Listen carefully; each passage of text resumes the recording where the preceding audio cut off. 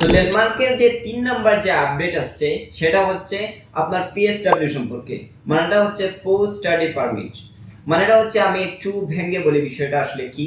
সেটা হচ্ছে ডেনমার্কে আগে আপনার স্টাডি কমপ্লিট করার পরে 6 মাসের একটা ভিসা দেওয়া হতো, যেখানে আপনি একটা ভালো জব খোঁজার একটা সময় দেওয়া হতো। আমি বলছি এই জবটা পেয়ে গেলে, একটা পার্মানেন্ট জব পেয়ে গেলে আপনি সেই স্টুডেন্ট ভিসাটাকে ওয়ার্ক পারমিট ভিসায় মুভ করার একটা পসিবিলিটি বা একটা অপরচুনিটি ছিল। কিন্তু বর্তমানে প্রাইভেট ইউনিভার্সিটির স্টুডেন্টরা কিন্তু সেটা করতে পারবে না।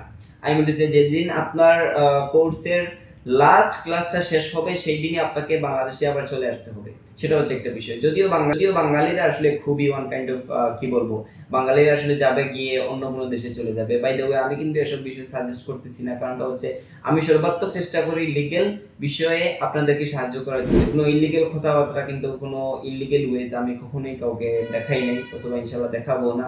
যতদিন আছি ট্রাই করব লিগেল ভাবে আপনাদেরকে হেল্প করার জন্য।